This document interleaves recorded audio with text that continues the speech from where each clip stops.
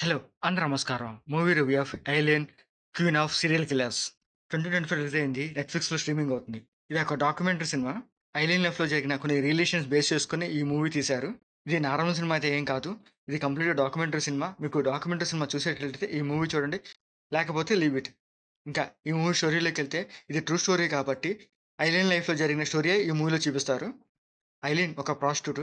తన మీద కొంతమంది అబ్బాయిలు బలవంతంగా రేప్ చేయకపోతుంటే, తన ఆత్మరక్షణ కోసం ఆ ఏడుగురిని చంపిద్ది.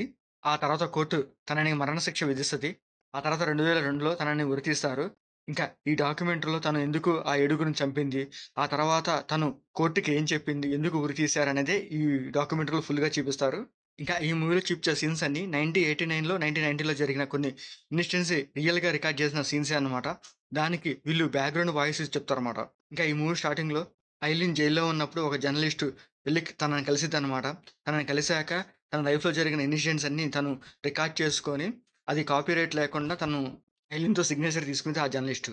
ఇంకా ఈ మూవీలో కొన్ని కోట్ సీన్స్ చూపిస్తారు. అవి రియల్‌గా రికార్డ్ చేసిన సీన్స్. అవి చూడడానికి బాగానే ఉంటాయనమాట. ఇంకా ఈ మూవీలో సీన్స్ అన్నీ 25 ఇయర్స్ బ్యాక్ రికార్డ్ చేసిన సీన్స్ అన్నమాట.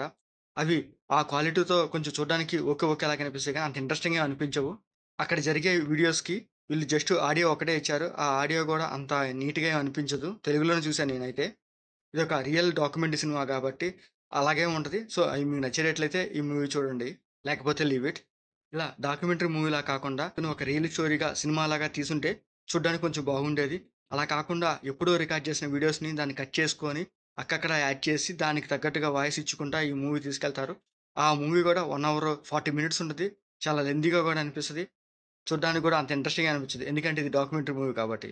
ఇంకా ఈ మూవీ మీరు చూడాలనుకుంటే వెరీ లో ఎక్స్‌పెక్టేషన్స్‌తో ఈ మూవీ చూడండి. ఇదొక డాక్యుమెంటరీ సినిమా కాబట్టి నెట్‌ఫ్లిక్స్‌లో స్ట్రీమింగ్ అవుతుంది. చూడాలనుకుంటే చూడండి. లేకపోతే లీవ్ ఇట్. మీకు మా ఆడియోస్ నచ్చితే లైక్ చేయండి, షేర్ చేయండి, సబ్స్క్రైబ్ చేసుకోండి. Thank you for watching.